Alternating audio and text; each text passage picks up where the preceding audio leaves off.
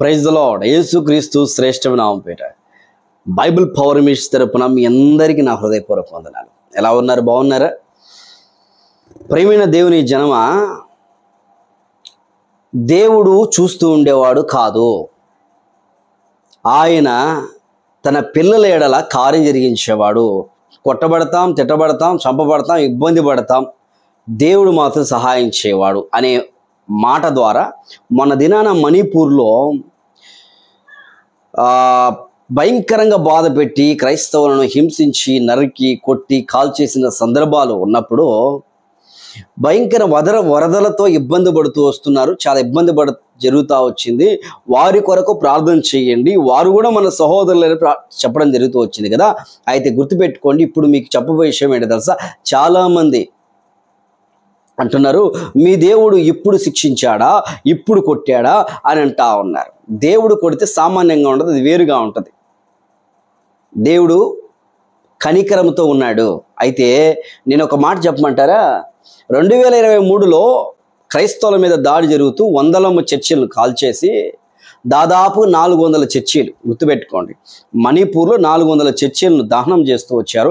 తలకాయలు నరికేసి చర్మం చీకేసి మన వ్యవస్థలుగా చేసి మానభంగం చేసి చంపారు. చాలామంది ఏంటి, వీళ్ళకి ఉగ్రత రాలేదు, వీళ్ళేంటి ఇట్లా చేశారు అనుకున్నారు.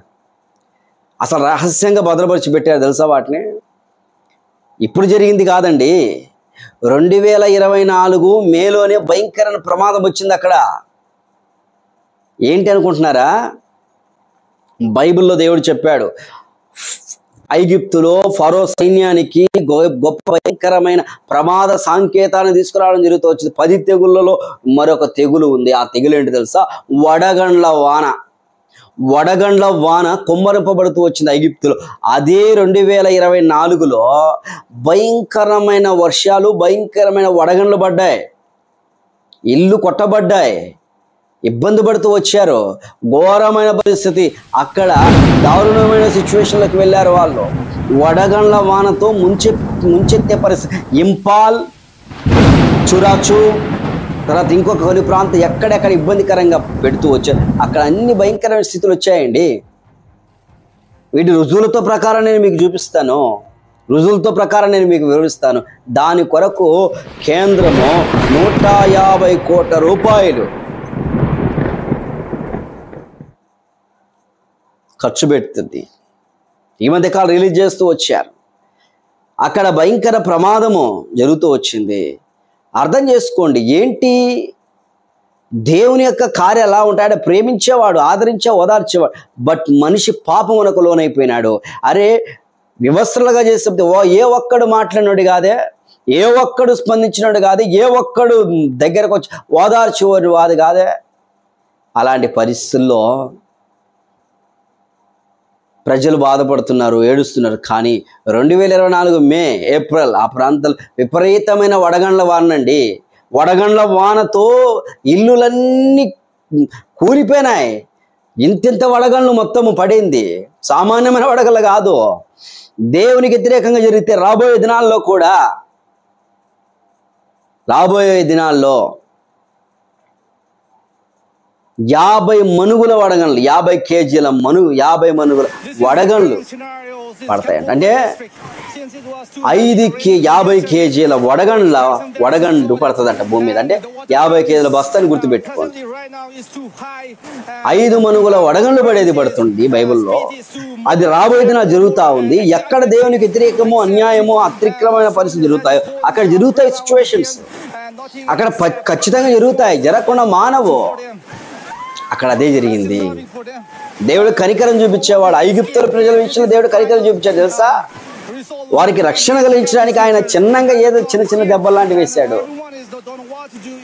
తర్వాత వారు మారుమనసు పొందుతూ వచ్చారు. ఆ తర్వాత వారు కూడా ఐగుప్తులు ఇప్పుడు అనేక మంది, ఈజిప్ట్ అనేక మంది క్రీస్తుని నమ్ముకున్నారు. వాళ్ళు ఒకప్పుడు తిరగబడిన వారు వ్యతిరేకించేవారు. యేసు యొక్క ప్రేమను తెలుసుకున్నారు. మణిపూర్లో కూడా ఎవరో కొంతమంది రాజకీయంగా చెప్పిన పరిస్థితి వలన క్రైస్తవుల మీద దాడి ఏర్పడి చంపుతూ కొడుతూ వచ్చారు. పైనుండి వడగండ్ల వాన పడింది. 1, 2 కాదు, విస్తారమైన వడగండ్ల వానండి. భయంకరమైన వడగండ్ల వాన పడి ప్రజలను చెట్లు, వాళ్ళు వేసిన పంటలు, ఇల్లులు, కార్లు మొత్తం పడిపోయినాయి. మీరు బైబిల్ చెప్తున్నప్పుడు చాలామంది 5 కేజీలు వడగండ్ల వాన పడుతుంది, 5 మనుగుల వడగండ్ల వాన పడుతుందంట.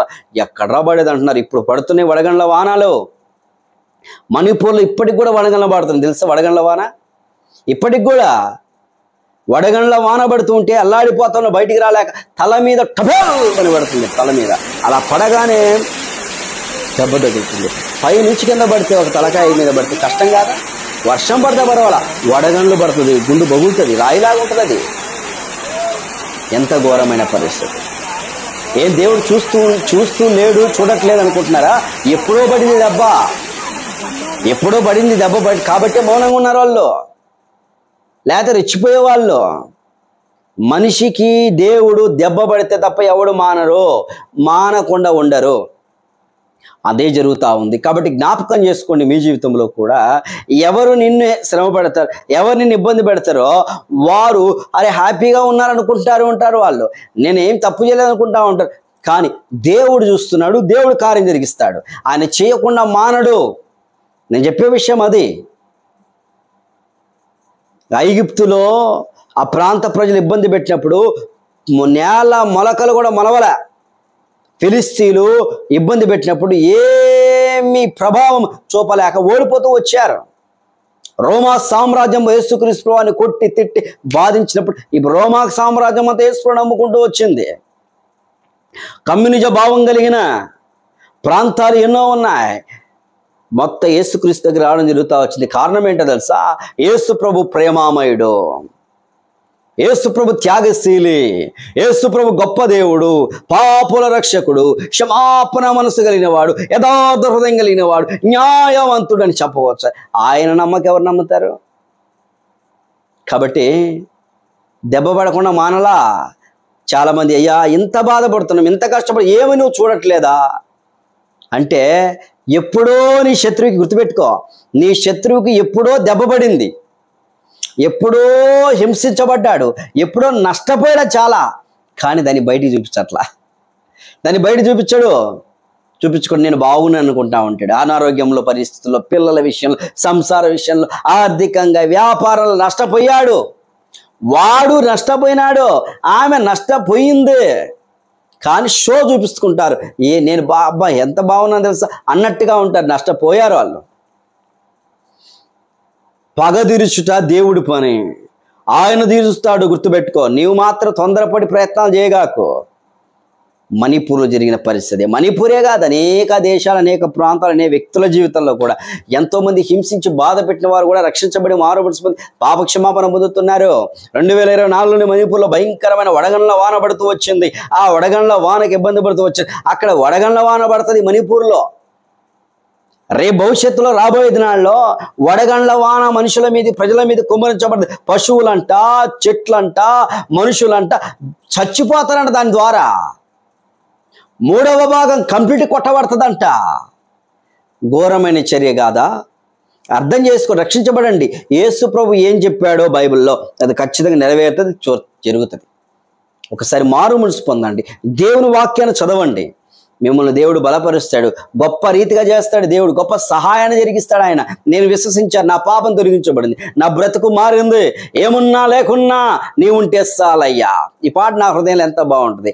ఏమున్నా లేకున్నా నీవుంటే చాలయ్యా, కష్టమైనా నష్టమైనా నీతోనే బ్రతికేస్తాం. కాబట్టి ఏమున్నా లేకున్నా దేవుని కూడా బ్రతుకుదాం. నీ శత్రువులు నిన్ను అంతమొందించాలని, నిన్ను ఇబ్బంది పెట్టాలని చూస్తుంటే దేవునికి ప్రార్థన చేయి. దేవుడు గొప్ప కార్యం జరిగిస్తాడు. ఆయన కనికర స్వరూపుడు, కృపతో చూపించేవాడు, కృపను చూపించేవాడు. అర్థం చేసుకో. సరేనా? ప్రార్థన చేద్దాం. పరిశుద్ధుడా, మీరు ఇచ్చిన గొప్ప రక్షణ స్తోత్రం బ్రతిమిలాడుతున్నాను, కృప చూపించండి. మణిపూర్ ప్రాంతం ఇప్పటికైనా మారుమరుస్తూ ఆ ప్రజలను రక్షించబడినట్లు, తప్పును ఒప్పుకొని పాపక్షమాపణ పొందినట్లు సాధించు. వారే కాదు, ఎవరెవరు నీ యొక్క బిడ్డలకు కానీ వ్యతిరేకంగా ప్రవర్తిస్తున్న వారు ఎవరున్నారు వారందరికి రక్షణ దయచేయమని, మారు మనసు దయచేయమని యేసుక్రీస్తు నామమున. నీ ఉగ్రత సమీపిస్తే కష్టం ప్రభు, సాయించమని యేసుక్రీస్తు నామమున స్తుతించి ప్రార్థన చేస్తున్నాను తండ్రి. ఆమేన్. God bless you. Praise the lord.